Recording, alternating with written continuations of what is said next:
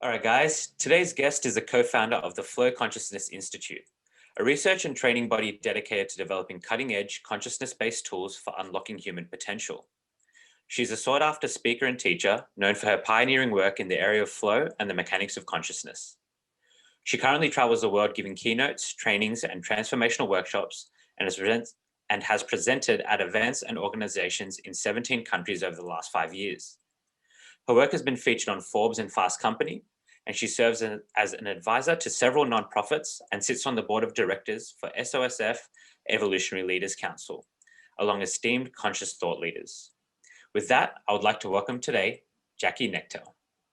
Thank you so much. It's an honor to be here with you. Yeah, Jackie, thanks for your time. Really appreciate you taking the time to join us today. And like always with this podcast, we like to start off by giving our guests the floor, so to speak, and just invite you to share a little bit about yourself and your backstory, what makes you the Jackie of today. So yeah, please, the floor is yours. Please share with our audience and tell us who you are. Yeah, thank you so much. It's always so hard where to begin. I think the most relevant details would be growing up, I had some difficulties in my childhood. I grew up in a family with a lot of addiction and codependence and a lot of behaviors that were challenging. And so from a young age, I was committed and determined to break patterns in my lineage. And so I remember being maybe 13, 14 years old and reading psychology textbooks and studying the Bhagavad Gita and Buddhist texts and just really getting anything I could get my hands on that would bring me some more peace and help me to understand myself. And so I became a seeker at a young age. And I was living in New York and working as an autism specialist, which I loved. It was profoundly rewarding and fulfilling working with these kids that were severely impaired, nonverbal, were often very behavioral and would kick me, punch me, scratch me, bite me. It was very intense work. And I got to the point where I burnt out because I didn't have boundaries. I was a chronic overgiver and I couldn't say no to parents who were begging me to work with their child. And that ended up in me getting a chronic autoimmune condition, was in adrenal fatigue and just really at a point of burnout. And so I took a much needed vacation to Mauritius, which is all the way on the other side of the world. Doesn't really make sense. But on the way there in the airport in South Africa, I got the call that would radically change my life forever. I found out that my brother had died of an overdose. And I was in this place where I was wailing on the floor of the airport in South Africa and having to decide, do I go on to Mauritius or do I turn around and go home in this devastated state?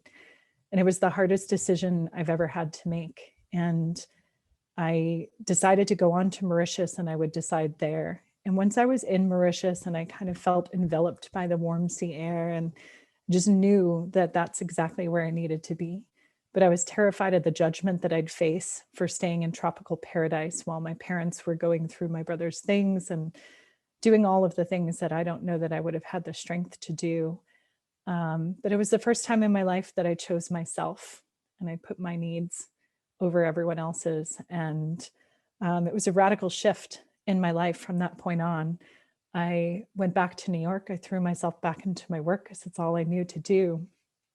But something had changed. I knew that I was living a life that wasn't fully in alignment with my truth and what I wanted to do for myself. And I'd always wanted to travel the world. But at that point, I had a private practice that I worked so hard to build. I had a wait list of clients. I had a grieving family. I had a mortgage. I had all of these things that were keeping me locked in this life that was amazing, but I felt like there was something missing. And 4 months later, I decided to uproot everything, walked away from my life as I knew it, and did a year-long solo journey around the world, which was just such a huge, hero's journey, expansive trip. I circumnavigated the Southern Hemisphere, went to 22 countries and did everything that I wanted to do and things I didn't even know I wanted to do. So, from jumping out of planes, kayaking fjords, dancing in Carnival in Brazil, going to the World Cup,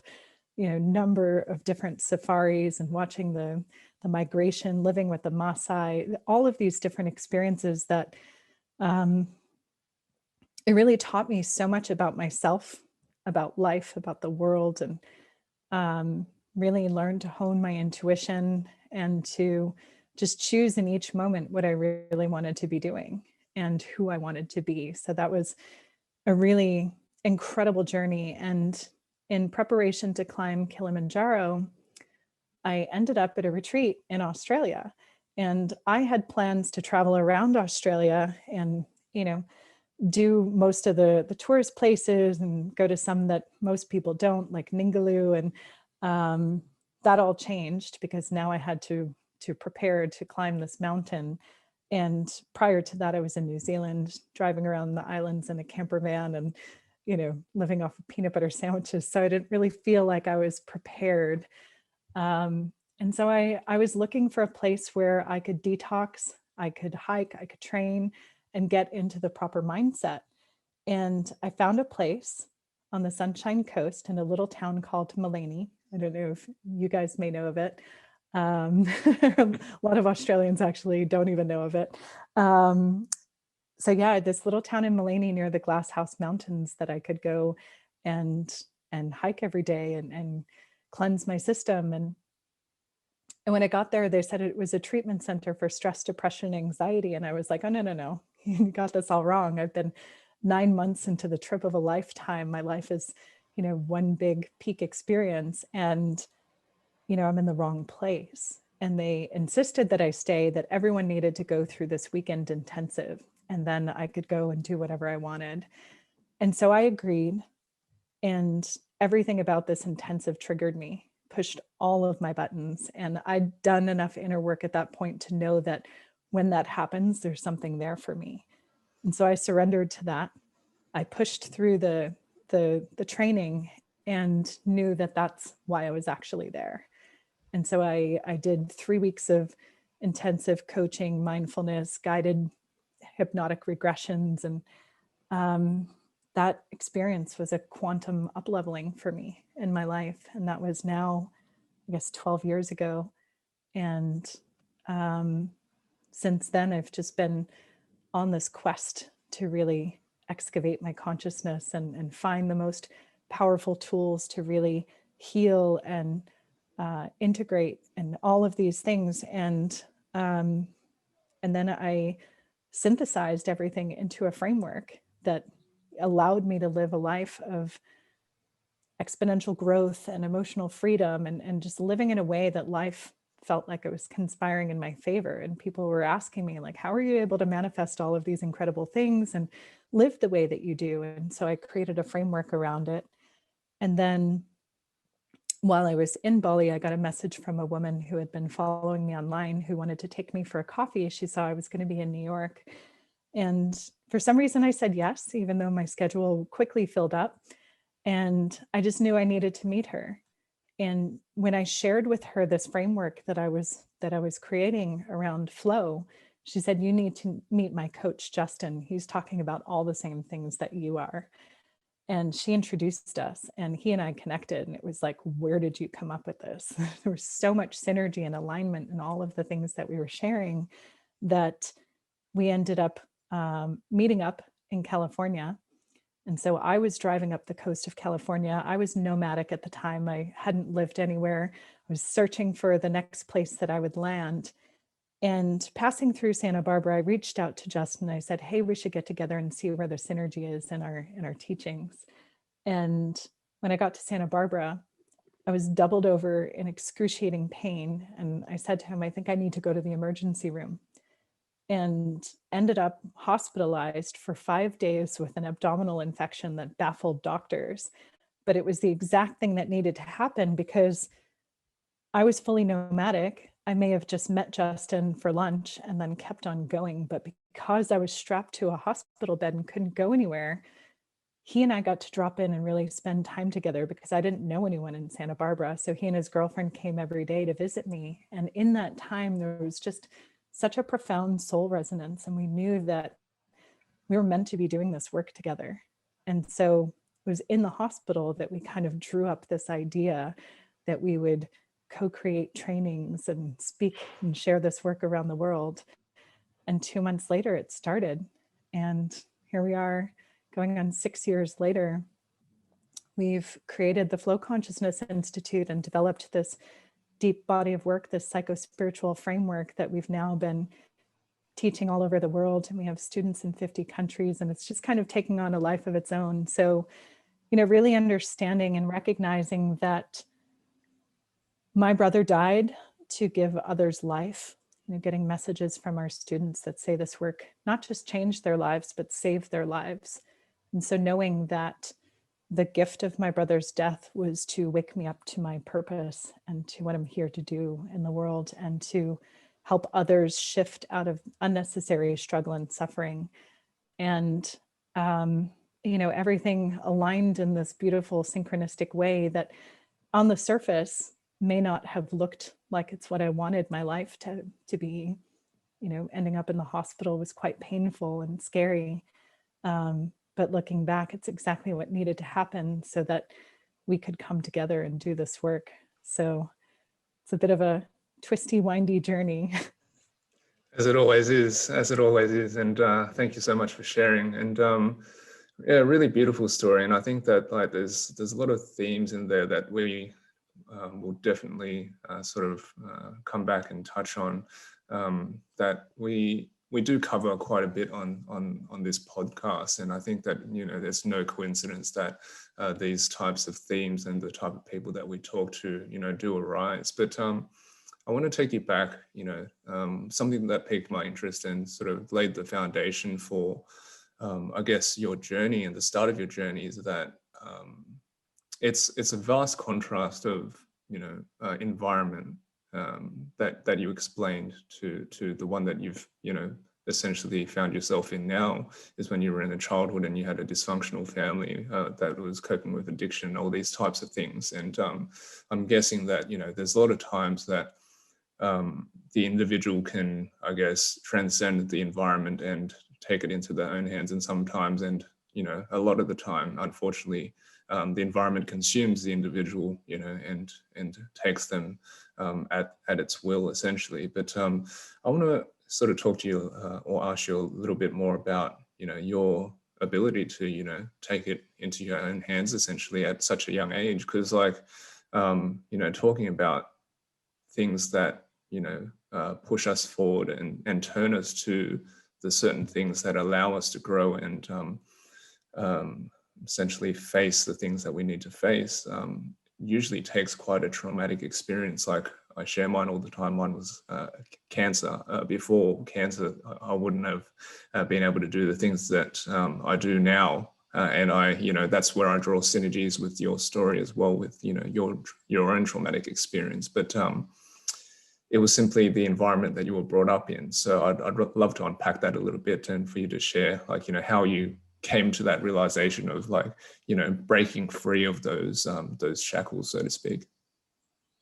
Yeah, I often wonder the same thing, because my brother and I grew up in the same environment, and I don't know all of the things that happened to him beyond, the home. So who knows what other things could have happened that were causing suffering in his life that he couldn't handle, or, whether it's nature and nurture, and, in these questions, like what was in me that gave me such incredible drive to overcome these things that maybe my brother didn't have. And I don't necessarily know the answer, other than, on some soul level, this is what I signed up for and I came here to do.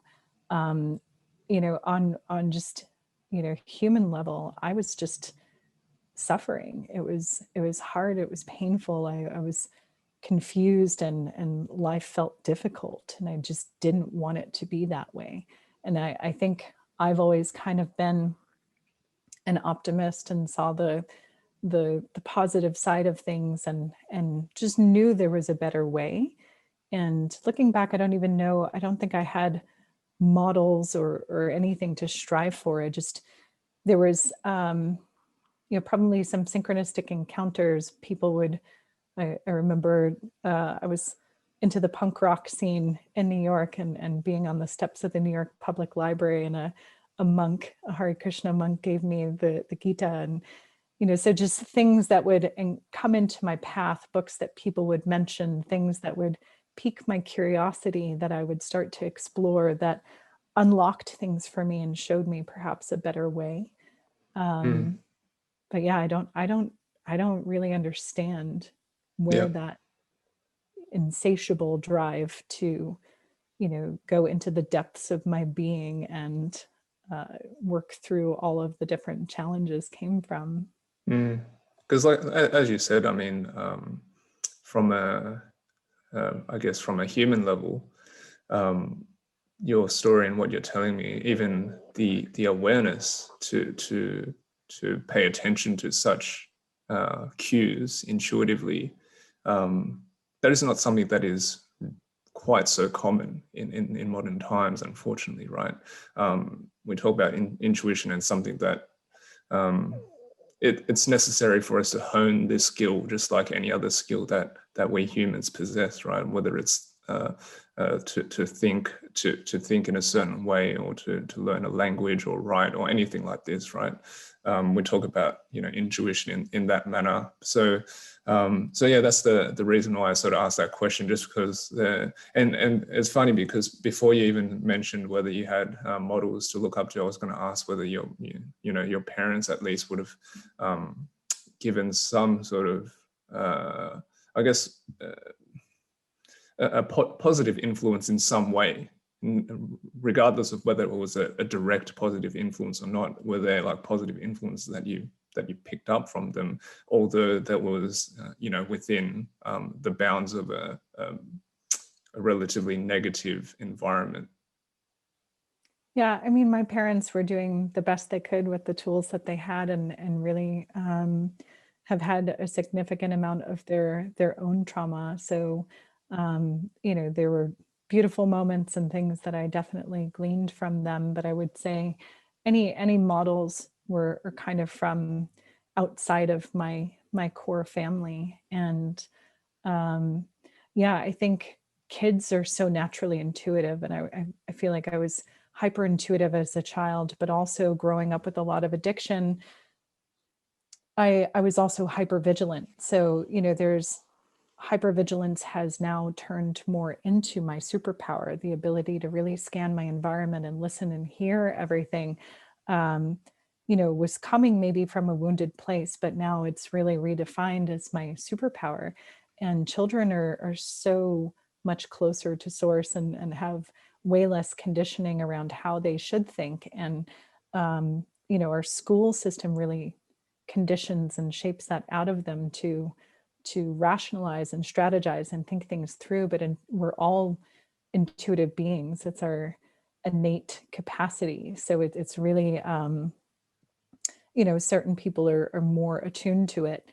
And then, it's a relearning process that as adults we need to come back to, because that really is where the magic lies. And so that's a large part of what we do with flow consciousness, is help people dial in intuition, because your rational mind, your linear mind, can only see a sliver of possibilities.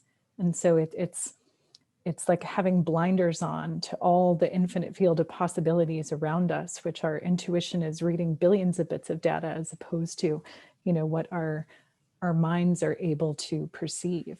And so when we work with people to really dial that in and attune to it, that's when, exponential leaps happen, and people are able to skip steps in life. And, you're not just going in a linear path from A to B to C, you're tuning into the field and can read past, present, future data and make decisions accordingly from that place. And so, yeah, there's things that I've been looking back on that, when I remember being in high school and people would be on the debate team and everyone had such strong opinions of things. And I always felt like, wow, there's something wrong with me, because I'm kind of wishy-washy about everything, and I could see everyone's side of things.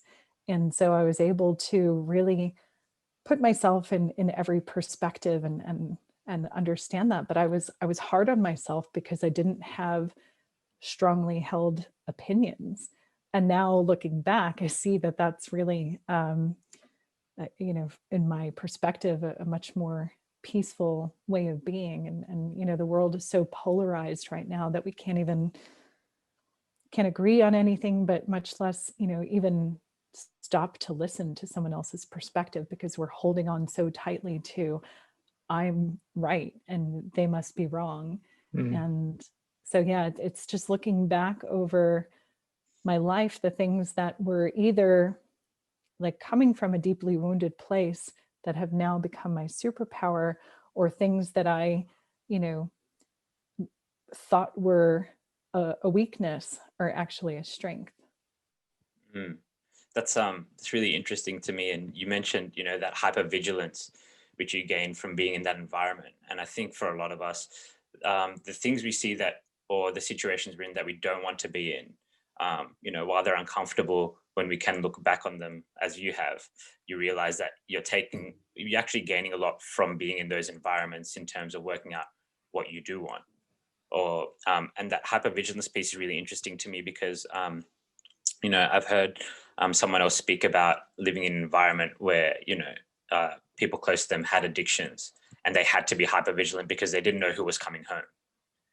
Right. So you had to know, well, you had to be very intuitive as to what the situation was. And sounds to me like that's really, you know, where you started to hone that skill. And from a lot of the things that you've explained and the way in which you've described them to us, feels to me like you've taken on the belief that life is happening for you and not to you, which is a perspective that I learned and that I truly hold now. So could you talk to us a bit more about that, life happening for you, not to you? Because, you know, even things that you mentioned, like your abdominal infection, you know, a lot of people, I think, would have a hard time being able to comprehend how being in the hospital for 5 days is something that you felt happened for you and not to you. So could you talk to us more about that? Yeah, absolutely. And it's such a profound shift in consciousness. And I think it's Mary O'Malley talks about these 6 levels of consciousness, and happening for you is just one of the up levels, and there's many more. And so it's really shifting out of I'm at effect of life and life is happening to me, which puts me in a position where I'm disempowered. I'm a victim of whatever's happening in my life. And so when you shift to really see life is happening for you, whatever it is, even though on the surface it may not look like it, that there's inherent gifts in all of it. And that's not to say, it's not to dismiss someone's challenging experiences or traumatic experiences and just, you know, not hold people accountable. It's just a perspective that when you're really looking that everything is happening for my growth and evolution in some way, you get to be in a position of power, that you get to transcend whatever your circumstances are. And so when you master that and shift really into life is happening through me or even as me, you know, I'm just a vessel, you know, for spirit to move through me and show me what I'm here to do. And you know, that's kind of more where I'm playing now, is like, how do I get out of my own way? You know, we have such strong egos that want to control life and direct it, but there's so many greater forces that if we can really just surrender and allow life to guide us, and that's where our connection, you know, with our intuition is connecting to our higher self and the field, and life is going to inform us, and our intuition is always working to guide us to the highest path. So when we can really start to listen and look for those synchronicities, like we were saying earlier, let our intuition give us the clues and pay attention to that, life just really feels magical. And you have synchronicities all the time, and it's like, oh, okay, everything is speaking to me. There's a message in everything. And our reality is subjective.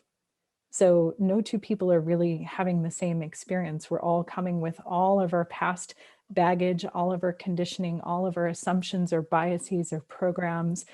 And so we could be in the same exact circumstances and have a radically different perspective. It's like that parable of the 8 blind men and the elephant, if you're familiar with that, where they're all, you know, touching different parts of the elephant. It's like, oh, it's a rope. No, it's a tree. It's, you know, when in reality, it's all the same thing. So we're all seeing things through the lens of our beliefs and our perceptions. And when we start to really take that on, we can start to use life as a mirror to reverse engineer, like, what are my beliefs and perceptions that are creating that experience of reality? And we always get to choose. So in the experience of my brother's death, the, you know, objective reality, if there is one, is that this young man passed away and transitioned to another dimension. And in my perception of it now, and I wasn't there initially, I had to move through a lot of grieving, and there's still waves of grief that come through. But my general feeling around it is that I have profound gratitude because, as I mentioned, I feel like he died to give others life. Whereas my parents are still in a place of deep, deep grieving and sorrow, and that it shouldn't have happened. He died too young. You know, parents shouldn't outlive their children. All of these beliefs that create an incredible amount of suffering. And so, which is right? You know, they're both right. You know, they're just different perceptions, different ways of seeing the same scenario. One of them is going to create suffering, and one of them is going to create freedom. And so in every scenario, we always have a choice on the meaning that we make of things. And so why not choose something that's empowering? Yeah. It's a beautiful, beautiful topic of discussion. And I want to follow this thread a little bit more. And I'm already going to preface this with, it's not going to be something that we're going to ever pinpoint with a solid, tangible answer. But let's talk about it anyway, because I guess the question that comes out, or the discussion or the back and forth, is perhaps the best answer that we can give. And I want to talk about, I guess, this notion of, you know, transcending the self, right?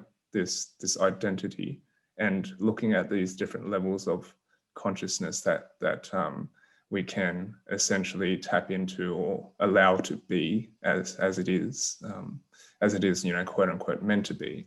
And one of the things I like to say is, like, life really is about, you know, planting trees from whose fruit you're never really going to eat, right? And it's one of these things that I think that it's very difficult to grasp, you know, to get out of one's way, from the perspective of, you know, wanting to achieve certain, you know, certain accolades, certain achievements in life, have success, have things for your family, for your loved ones, you know, be a certain person, be seen in a certain light, be revered, have X amount of, you know, material wealth, all these sorts of things, even if they come from a place that is noble, and seemingly altruistic, right? And all these sorts of things. Like, you can want to help, you know, and say you want to help millions of people in this certain way, and it might be, you know, colored in undertones of wanting to be seen as someone who is, you know, a philanthropist, and we could not possibly, you know, realize this, you know, this layer of unconscious or subconscious, you know, informing of our, you know, conscious wants. And like, you know, there's so many factors that play into this. And we talked about conditioning before, and how the stories of modern society will subconsciously just make their way into our lives, and, you know, inform decisions and desires and wants one way or another. So how do you talk to people about this topic, and how do you talk to people about, you know, really just forgetting about essentially the entire, like, understanding of life that they've known to this point and what they live for, right? Because that's what it is when I talk about identity. And I guess that's the way that I personally can understand and articulate it, just because when I was personally faced with that question, I knew from the intuitive standpoint, but it took something as traumatic as cancer to, wake me up from that. So how do you talk to people about, getting past that threshold of me and I and want, and really true, sincere service? Yeah, I mean, it's such a big question, and it often does take something traumatic for people to have those awakening experiences. And I think part of my mission here is to bring that type of experience without needing to have the crash and burn or the dark night of the soul or something terrible happen. It's like, how do we just give people the tools to navigate life and to have a more fulfilling, joyful, easeful experience? And I think for me, a lot of it was, just a lot of deep introspection and reflection and meditation on the question, who am I? It's just the age-old question of examining and reflecting on, who am I beneath all of the layers of ways that I identify and get value and worthiness in the world. And, I started to peel back all of the things that my ego did for acceptance and belonging and validation, and, how I saw myself, and realized those are all constructs. And getting to this place, drilling down to, who am I at my essence? Like, if I took all of that away, the ways that I'm identifying a sister, daughter, lover, friend, coach, healer, whatever it is that I'm showing up as, the facades, the personas, like peeling all of that back and what's beneath. And I got to this place of essence, and this idea of living from essence, and who am I at the very core of my being. And for me, I came to love, that at the very fabric of my being is, the essence of my being is love. And it sounded great, like, okay, cool, I'm love. What does that really mean? And it was an intellectual pursuit. And then I was kind of seeking a more embodied understanding of it, because it didn't really mean much to me as an intellectual concept. And then I met a man in London who really felt like the embodiment of unconditional love. And that experience radically changed me. Just being in his field, in his presence, he had the energy of a Buddha or a Jesus, just a really healing, loving presence. And in meeting him, I got to a place of, I don't ever need to do another thing in order to be worthy. I just have to be, and be from my essence, which is love, and not the love that we talk about, like I love ice cream, or, I love my girlfriend or whatever. That's, again, these are these artificial constructs. This is the love that is ineffable and can't be defined with words. And so the more I made that my purpose, instead of achieving, and, I was an achievement machine because I was looking to prove my worthiness as a child. And so I was the straight A student, and, always getting to the next best thing. But that's the mountain that you can never get to the top. And so shifting from doing into being was such a profound shift.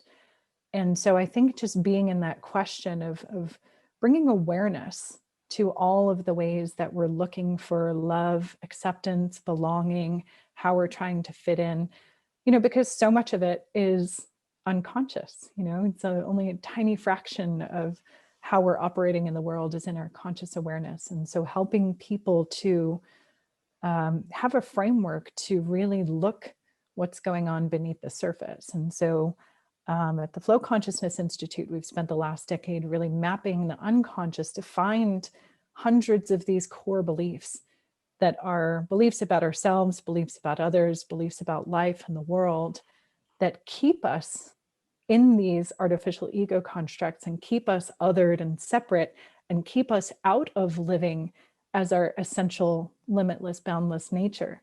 And so, but coming to people in a way that it's like, meeting them where they're at. So it's usually someone's in some level of pain or suffering, or wants things to be different in their lives. They're not, in the career that they want, they can't find a satisfying relationship, whatever it is. And so that's what usually causes people to want to make changes. And then as they start to examine these subconscious beliefs and programs and perceptions that they've taken on and begin to let those go, they become closer to that essence. And then they start to experience more of the freedom, more of the joy, more of the ease, as they're operating more from that essential self as opposed to the programmed, conditioned self. Does that make sense? Yeah, totally, for sure. Yeah, that definitely makes sense. And it's really interesting, that shift you mentioned of going from doing to being. And it sounds to me like that's really the link that helps you to get closer to that essence. Would that be right? Absolutely. I think, the more we can focus on that, and that's not to say, now I'm always living from that place, or I'm never doing things, that are like in a way to prove my worthiness. It's not the case. I'm still very much human and always, doing my own work. But I think the more that we can heal those places within ourselves that are operating from a wound and looking to get love outside of ourselves, and that we have to do something in order to be worthy, the more we can step into our inherent worthiness and operate from that place. You can totally still have goals. It's still great to achieve things, but it's more playful. It's more like a game. Like, I'm creating because it's fun to create, as opposed to I'm going to make this goal and I'm going to achieve it at all costs, because if I don't, I'm a failure, I'm a loser, I'm unworthy, I'm unlovable, right? So you're generating and creating from a very different place. It's like an artist with a blank canvas is creating just for the love of creating. And so it's totally valid to want to have things and achieve things and do things, but it's just what's the underlying driver of it that changes. And I feel like that opens you up to a lot more options as well. Well, because you're not attached, Mm. right? So when you're linking your goals to your worthiness, and the achievement of your goals to your worthiness, what happens if you don't achieve them? Yeah. So right, you failed essentially, if that's how you're looking at it. Yeah. And so when you can come from that place of I'm creating for the sheer joy and inspiration and, excitement of it all, without attachment to actually doing it, life just becomes fun and like a game. And so, you can follow your curiosity and your excitement, and then not being attached to any particular outcome, and then allowing life to surprise you. Because so often when we're trying to control life and force an outcome, it's because, again, we're using our linear minds that are only able to see how things can unfold in a particular way. I wanted to hire a coach 6 or 7 years ago now. And we got on a call, and wow, this is he said it was $75,000 to work with him. And I was like, oh, okay, well, that's a little more than I anticipated. And if my logical mind were to create a way that I would be able to pay for that, I would have had a very different plan than what actually happened. I would have, thought, okay, I'm going to need to get 10 clients at this amount of money and figure all this out. And what happened was, shortly after that, I was invited to Saudi Arabia to live with the former mayor of Mecca and to work with his grandson. And while I was there, making 50 grand a month in cash and living in a palatial mansion with maids. And it was just this unreal experience that I never would have imagined. If I were to figure all the possible scenarios that I could do to make the money to hire this coach, that may have been at the very bottom of the pile. But when you're creating from this place of projecting your intention and what you want to create and staying open to the possibilities, life gets to surprise you. And, you know, there's all of these things that happen that you never could have conceived of. But when you're trying to force life and control it, it's like really like holding on tightly to things unfolding in a certain way. You're missing all of these other possibilities. Yep. Yeah. And I think that, you know, one of the things that's, I guess, really important to highlight in this situation, like, you know, speaking to yourself, you're someone who has a lot of experience and you have seen a lot of things, and you have a very wide, you know, perspective from, you know, a worldly point of view, just because of your, you know, your physical, journey to this point, and also the work that you've done. But you've also highlighted that, you know, you still are doing the work, which is, you know, really important, because it sort of comes back to the what you were talking about with regards to, you know, children and their susceptibility to such things, and their attunement to you know, intuitive instinct and things like this. I mean, when we talk about that, I think it's about children they just come from a place of, you know, purity and sincerity, right? There's that innocence there that allows the innate to come through. But then there's, like, you know, decades of conditioning, as we spoke about, that really calcifies our perspective and our lens of perception of what the world is. So realistically, like, in my own experience, and I think that you would agree with this as well, is that a large part of the work is really unlearning, right? Really peeling back the layers, and it takes a lot of time, and it takes, you know, turning up and doing the work all the time, every day. Like, there is no real formula or magic pill to break us out of these sort of old habits and old stories, so to speak, right? So I think that's a really important point to sort of speak on.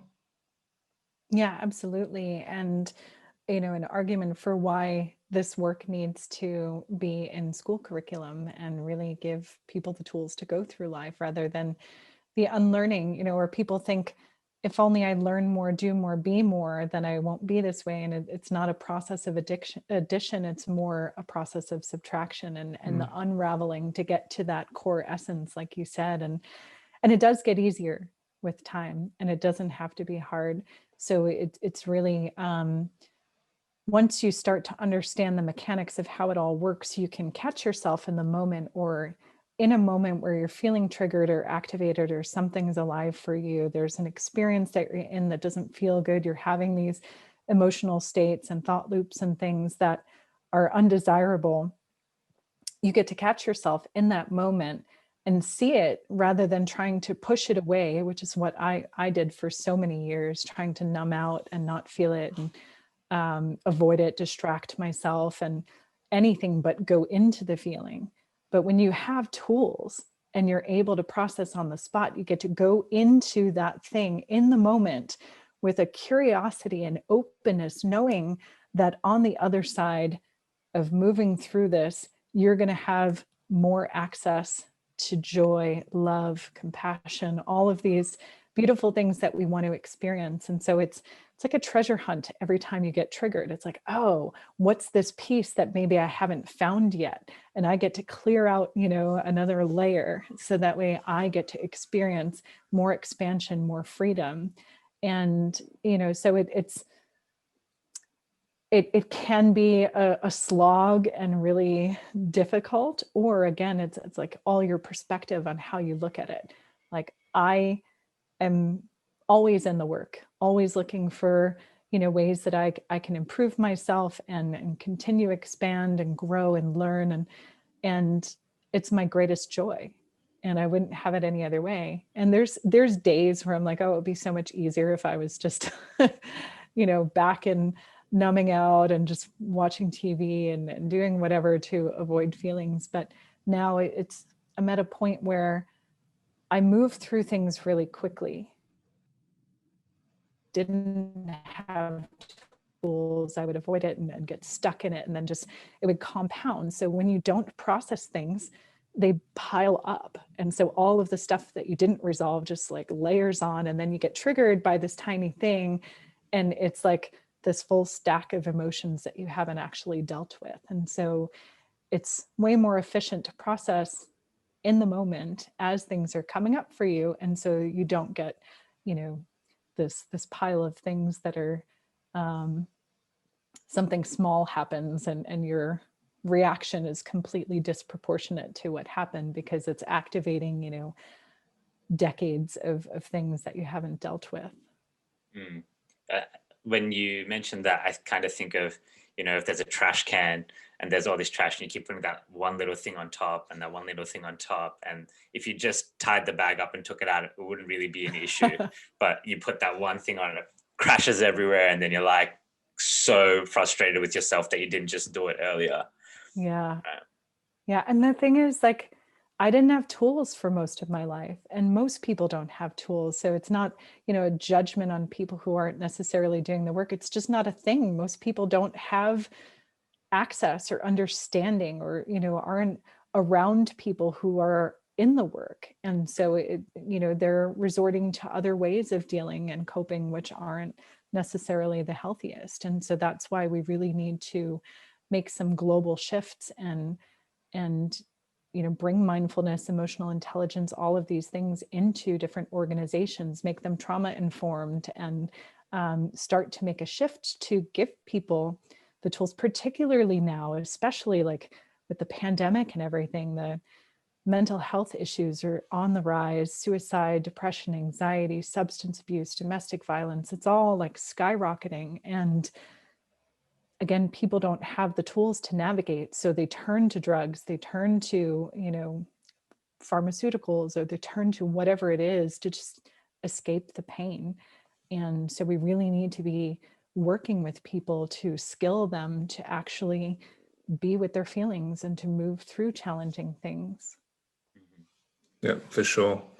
And I think like partly, you know, the thing that I guess one of the things that why we sort of turn to these quote unquote quick fixes is just part of the culture that, you know, we've been sort of conditioned within in modern times, right? And I think that, you know, businesses and corporations have been quite cluey and caught on to how they can get people or get their products or services to appeal to people in certain ways, and, you know, plucks on that particular heartstring to keep us coming back for more at a really, you know, almost instantaneous rate now, you know, if we're talking about accessibility and things like this.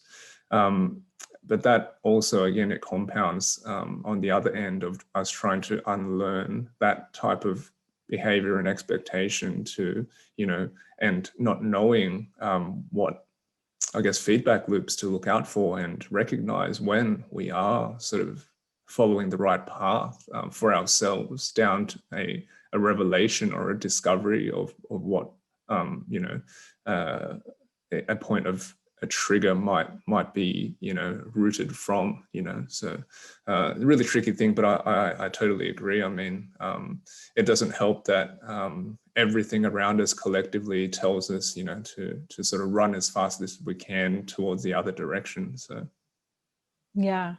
I mean, that's why we need a whole systems change for so many things, because our healthcare system, you know, definitely puts a Band-Aid on things rather than addressing the root cause. And a lot of the mental and behavioral issues are rooted in nutrition and things like that, and could be resolved through simple lifestyle changes. But again, it's like we're in societies that like to just put the quick fix and put a Band-Aid on things, rather than actually looking for the root cause, or looking at disease as a systemic thing. And you know, the disease is the symptom, not the problem. The disease is the symptom of something that's going on at a much deeper level. And so there needs to be a shift in the way society looks at things, so that we can actually, you know, go deep into the root and uncover that. Definitely. And, you've mentioned that people need the tools. And I would argue that perspective is probably one of the biggest tools that we have. And it's only when we shift our perspective that we're going to be able to move towards what you're speaking about, which sounds like a world I would prefer to live in. Yeah, absolutely. And that, so when I was at that retreat in Australia, it was mainly a perceptual shift as opposed to the tools. And yes, I learned some tools, but it was that perceptual shift of really how to see reality as subjective, and how my perception and my understanding of things was what was creating suffering. And so arguing with my reality because it didn't look like what I wanted it to be, rather than being in full acceptance of what was there. And so really we use a framework called BETDAR in flow consciousness. That's beliefs, emotions, thoughts, decisions, actions, and results or reality.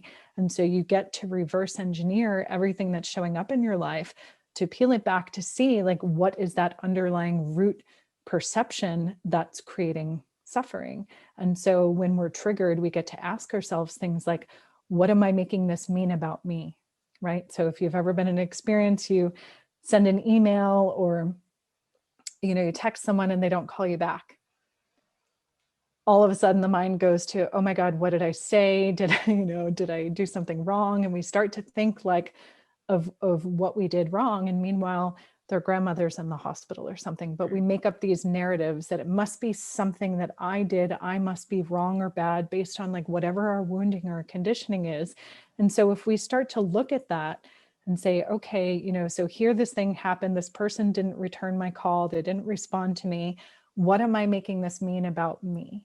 And just keep asking these questions. What must I believe in order to be having this thought, this emotional reaction, this experience, to drill down until you get to what feels like a deeply held core belief of, I'm not worthy, I'm not lovable, I don't belong, I'm bad, I'm a failure, I'm a fraud, like all of these different things that we carry and we hold to be true, whether, our conscious mind would say, well, I don't really believe that. But, on a subconscious level, these are deeply imprinted and coded things that we took on, when we were small children, or even epigenetically, we've inherited them from our ancestors. And so if they're operating beneath the surface, our conscious mind may say, oh, I want this thing, but then everything in our subconscious mind is going to contradict that and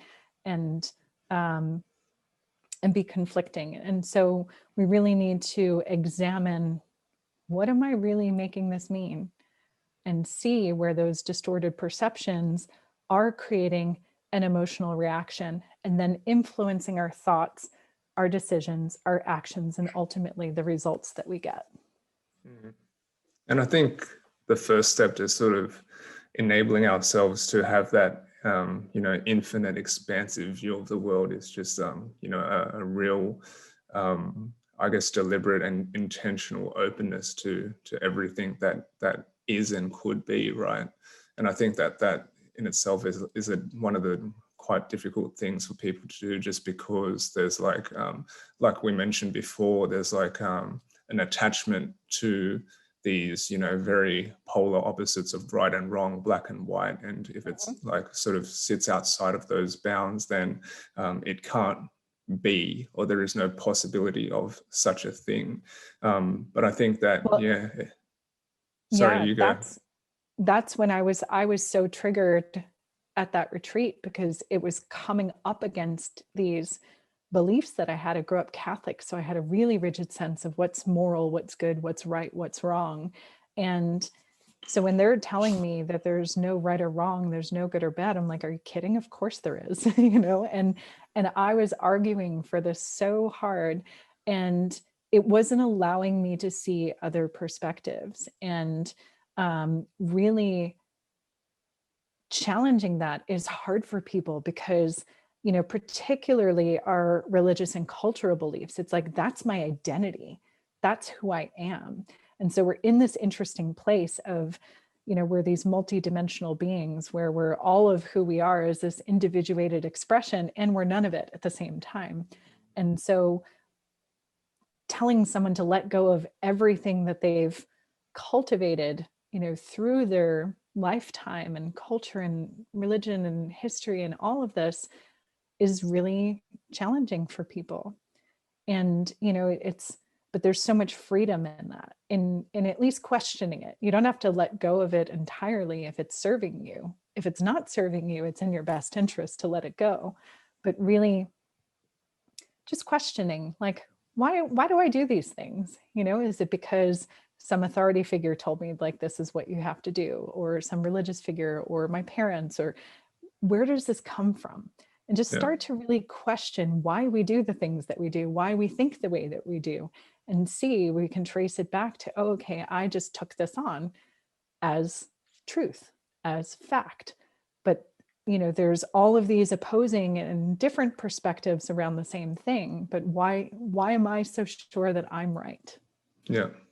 And I think that's such a beautiful gift to give yourself, right? One of the things I like to say is that, you know, the best answer really is an unmet question.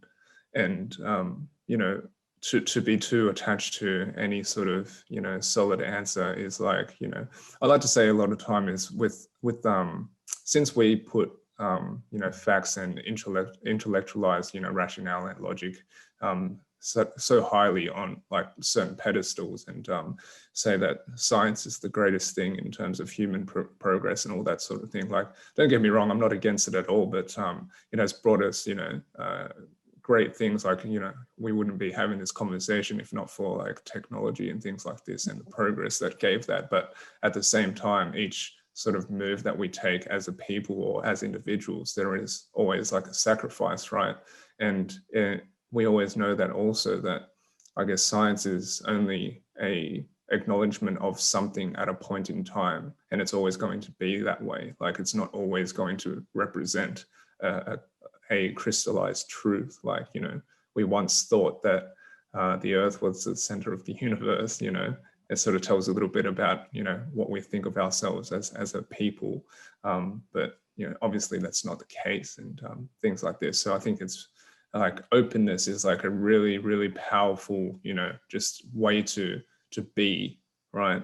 Because it's so open, it's so expansive, it's infinite, it's as infinite and expansive as you allow it to be, right? Absolutely. And I really think that this is the answer to world peace, you know, is just the willingness to be open that another perspective could also be true. It's not that, you know, one of them has to be true. What if all of them can be true? And really holding that. And so we can come to a place of tolerance, compassion, respect for other perspectives, and then ultimately getting to this global consciousness. Absolutely. Absolutely. And I think, you know, that might be a really nice and beautiful way for us to, you know, subtly close the conversation that we've had. And yeah, I really just want to say again, thank you so much for your time and presence today, and, you know, sharing your truth and sharing it so beautifully. I'd love to give you the floor to, you know, share with the audience where they can find more about you, anything that's coming up, anything like this. So. Yeah, I would love to hear any insights or takeaways. You can come to the Flow Consciousness Institute website, flowconsciousness.com, or find me on any of the socials, and would love to connect. For sure. And I'll add all those links into the show notes so people can find you easily. Shaun, where can people find you, man? Yeah, easiest place to find me is on Instagram. So Shaun_Coop, which is SHAUN_COOP. You can just send me a message there if you want to chat or have any questions. You can also find Les and I at true_north.co, which is where we talk all things about our True North program and what we're doing there together. So if you're interested in that, you can jump on there. And how about you, Les? Where can they find you? Yeah, you can find me on my website, findingspace.co. All my latest programs and things like this are available there, as well as, you know, I'm easily accessible through that channel. So if you want to send me a message, feel free, as well as Instagram and Facebook. It is also at findingspace.co. And Jackie, I just want to thank you as well for your time today, and really want to acknowledge, you know, your incredibly broad perspective and your incredible openness. It's really, you know, there's a feeling that you get while talking to you. You know, this is the first time we've met, and it's incredibly comforting to know that people like you are out there and sharing these tools and frameworks with people that they can use to really broaden their own perspectives and take control of their own lives. So I really want to commend you for the work you're doing and for the energy that you put out. So thank you for that. Thank you so much for that beautiful reflection. And thank you for your incredible questions and your presence. This has been really fun. Thank you. And, if you're listening to this and you've taken some gems from this, some golden nuggets, which I know you have, we ask that you just share this with one other person that you feel would enjoy this conversation as well. That's how we grow the podcast. And that's our humble request today. So until next time, guys, thanks. See you guys. Thank you.